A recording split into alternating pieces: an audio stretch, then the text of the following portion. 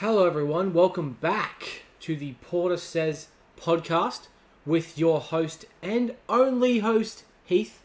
Thank you so much for tuning into this latest episode. We have quite a lot to talk about in terms of news, big film news. Not so much TV shows. This is what my podcast is mainly about. It's film. So I think it does make a lot of sense that most of the time it's always film topics. But I have a lot to get through. There's quite a few, well, not a lot, but it just looks like there's a lot. So let's get straight into it. We'll get the movies out of the way. I only watched 3 or 4 of them, so it's actually 4, so that's fine. Let's get into it. So, with the films, I rewatched, I should say. Most of these are rewatches. I rewatched all 3 Big Mama's House films, with the ones with Martin Lawrence, where he disguises himself as a woman. Those movies weren't obviously critically received or very well, even by audiences, but I grew up with them. I love those movies. I think the first one is a pretty solid comedy, but on this rewatch in particular, because I watch them every couple of years, on this rewatch in particular, I didn't find it as funny as I have in the past. But it's a solid comedy. Martin Lawrence is great. The story's fun enough. I enjoy the story. It's a very cliche plot, but even if a story for a movie is kind of been done to death and very cliche and all that stuff, as long as the story is, as long as it's done well and it does those cliches well, then I think you've got a good movie overall. But yes, the second Big Mama, though, is honestly close to one of my favorite comedies. Every time I watch that movie, I go, this is easily better than the first one. I think it understands what it is, because all it is just this guy who goes undercover, well, not undercover, he's an FBI agent, goes undercover as this essentially, this big woman, and tries to infiltrate everything to get to the bottom of what's going on. And this one really kind of took the premise and, in my opinion, made it funnier. It's cool to see him, as Big Mama, make this connection with this family and do all these shenanigans. Okay. You got a young Zachary Levi, well, not young, but, one of his earlier roles, Zachary Levi, who's pretty funny. You got, I can't remember who plays him, but Chosen from the Karate Kid movies, the Karate Kid 2, and the Cobra Kai series is in it. Doesn't have much to do, but it's still pretty cool to see him show up in movies, and if I ever got the chance to meet him, I would definitely bring up Big Mama's House 2 just to see what he'd say and how he would react. Yeah, I think Big Mama's House 2 is easily better than the first one. I think the comedy is funnier. I think there's more memorable lines. So, and then you got Big Mama's House 3, which is nowhere near as good as the other 2. It's by far the worst. You got Brandon T. Jackson here playing his son, who also ends up going undercover because the main villain of the movie sees him murder someone and is going after him. So they have to go to this college and go undercover there to try and find this stolen music box, which contains some pretty big information on this little USB drive or flash drive. It's a fun movie. All of these movies are pretty fun, but this one is... It's a fun enough movie. It's entertaining, and Brandon T. Jackson, I like that guy. I think he's a pretty good actor. He obviously played Grover in the Percy Jackson movies, and I think he does well with the materials given. Martin Lawrence, I mean, I love that guy. I think he's one of my favorite comedic actors. He's very, very good at what he does. And you still, the charm of Big Mama is here, all the lines that she says and all, but it is kind of, they kind of like lost what the title meant. Like, she's not in a house this time. She's in a college campus. So although to be fair, they didn't call it Big Mama's House 3. They called it Big Mama's like father, like son. So it does make sense, but I still personally would have preferred to see, them go into a house like the previous two. So those are the Big Mama movies. I really like all of them. 3's by far the worst, but and the second one is by far the best. Last movie I watched for the first time. This was a first time watch, and I don't know why it took me so long to watch this. The Spectacular Now, with Miles Teller and Shailene Woodley and Brie Larson and a couple of others. All I can say about this movie is more.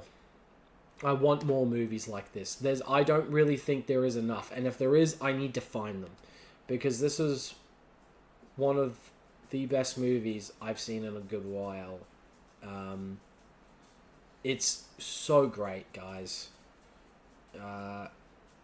Great story, really, really good performances, and very strange to talk about, but I've heard other people say it, so I guess it's... Oh.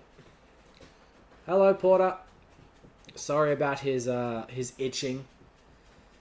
We're just going to wait for him to pass that. So, yeah, Spectacular Now. I just... it has one of the best lovemaking scenes ever, which is very strange to talk about in a film, but it truly is, you feel the passion and the love between these two characters. Miles Teller's great. He's a little, the character is a little bit unlikable, but not to the point where you don't root for him. And Shailene Woodley, I mean, she's always been a great actress, and I thought she was fantastic in this. I think she gave the best performance out of the two of them. And Brie Larson, she's not in the movie a whole lot, but she does a really good job, and I hope she doesn't see that as a personal attack. Wow, that joke is 6 years old now. I shouldn't have said that, but oh well. I mean, but yes, Spectacular Now. Very akin to a coming of age film, and I go nuts for those types of movies. And it's also probably one of the more independent cinema. It's one of those. If you haven't seen it, I'd highly recommend it. If you have Disney Plus, it's on there streaming right now. Go and watch it. All right. Now, as I said, we have a decent... We have a decent amount to get through. And I just want to say that my previous podcast episode shot up in views within a day or two. I mean, it's close to 30 views right now, and that's still not a whole lot, but that's much better than my last 2 or 3. I'm glad to see it doing better. I got another subscriber. I got a comment from that person, which I very much appreciated. I'm very appreciative of that support that I'm getting. I'm putting clips up on TikTok so people can get an idea of what the podcast is, and if they want to watch the full episode, they can click in the link in the profile and the bio. So I just wanted to get out of the way. I think that last one where I talked about Snow White, I think that might have been it. I don't know. But yeah, I have no idea why it's been doing much better than the other two. Sorry. We have a bit to get through in terms of the news. So, biggest thing.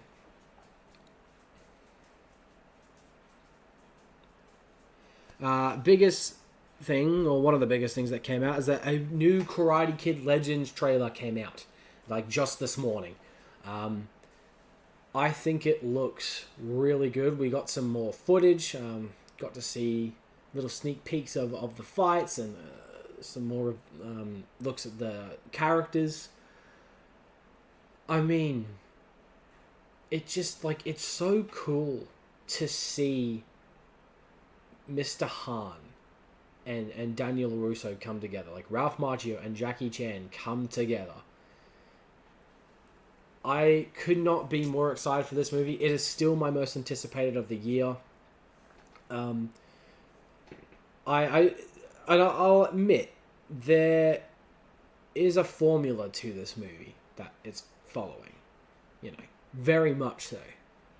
So I hope they do show a little bit more and that there's more reveals than what we're getting. But I guess hopefully they don't do that in the trailer. We don't need that. That'd be the worst. So I really hope that there's more to it when the actual movie comes out. But regardless, I'm just excited to see these two legends, because that's what they truly are, to me at least. And Jackie Chan has been around for ages, and Ralph Macchio is just, I think he's fantastic. So, very, very excited. There's a lot more action going on in this trailer. So, yeah, I can't wait. I cannot wait. Recently, the CinemaCon is currently going on. It'll probably be finished by the time this goes up. But a bunch of stuff got announced on the first day at the Sony panel.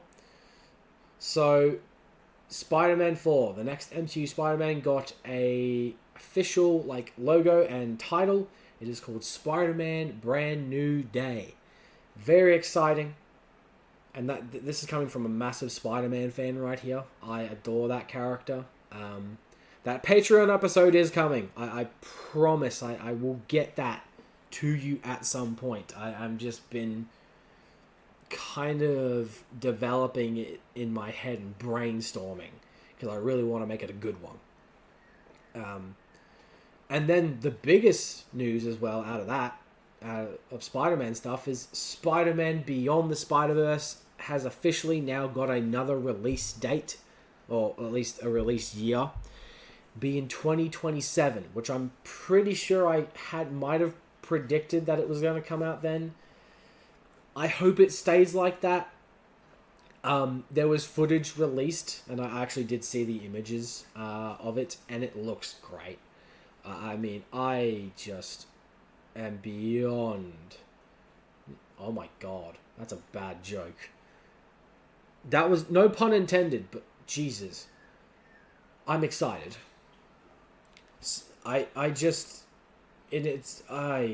Man, because both Into and Across the Spider-Verse are so good and brilliant movies that I really think this one is going to stick the landing. I mean, it's been kind of annoying that it's taken this long, and with the cliffhanger of Across the Spider-Verse and all that stuff. But I think they're taking their time to make it the best movie that they can, and that it's going to end the trilogy, cap off the trilogy in just an amazing way.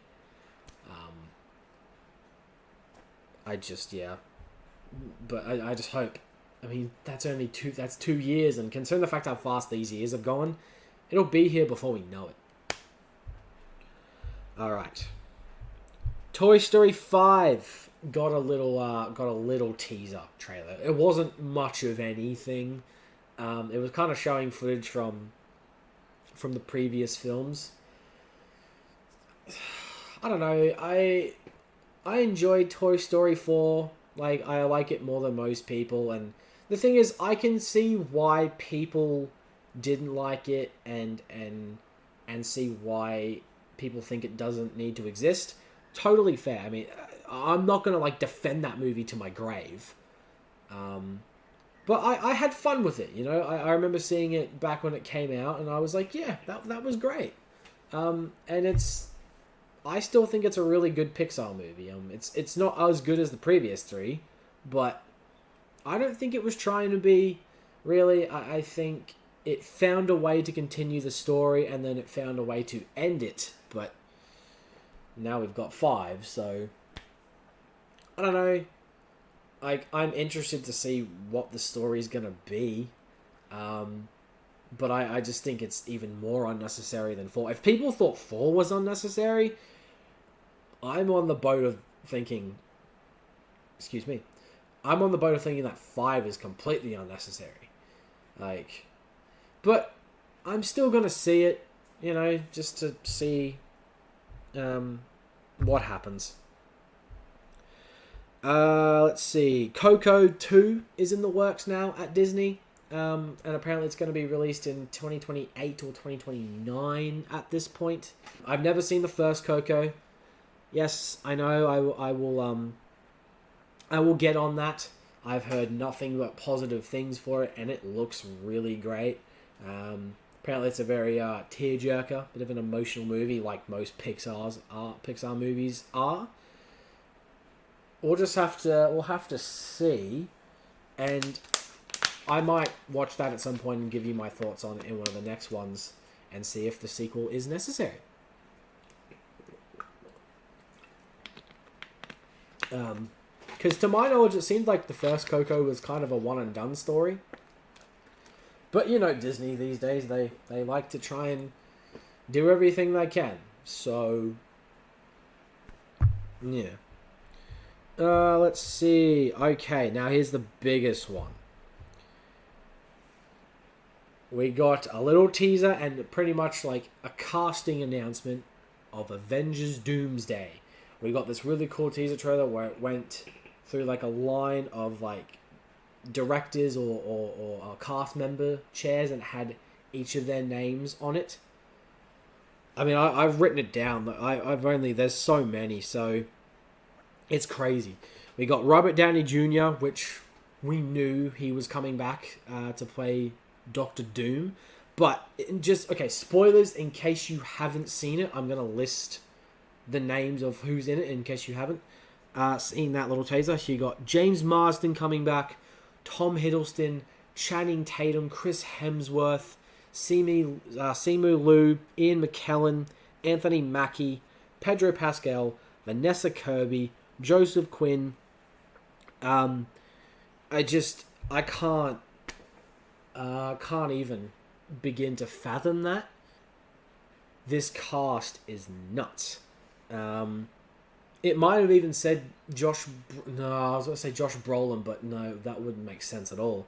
Tom Holland won't be coming back because apparently the next Spider Man Brand New Day, takes place around the events of Avengers Doomsday. So I think it's going to explain why Spider-Man is not in Avengers Doomsday. And also Tom Holland is currently filming The Odyssey, Christopher Nolan's next film, which is also another big one that I'm excited for. I mean, I really hope that Avengers Doomsday, and I believe it is the Russos are coming back to direct this. I really hope this movie brings some life back into the MCU, because we were very, very much, the MCU has been kind of on a uphill battle. We've had some really good highs and some kind of lows in a way. It hasn't been as good since 2019, since the Infinity Saga came back. I don't know.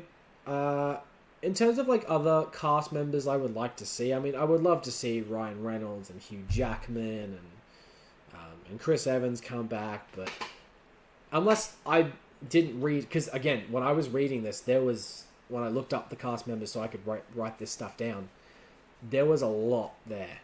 There was a lot of people there that I was like, whoa, who aren't they getting, I think Halle Berry, she's coming back.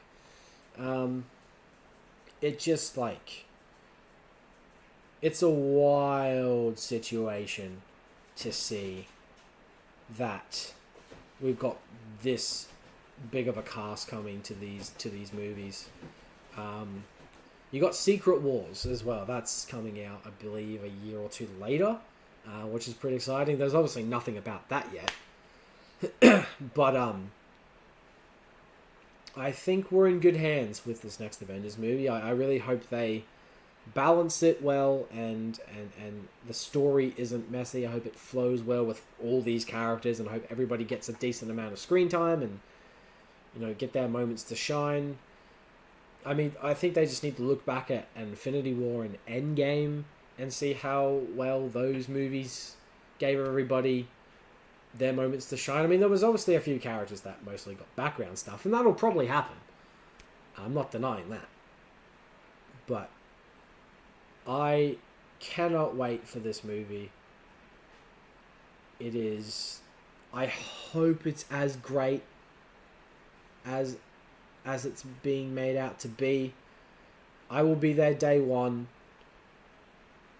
And I think it is going to break it. Well, not break the box office, but I feel like it's going to be a big hit.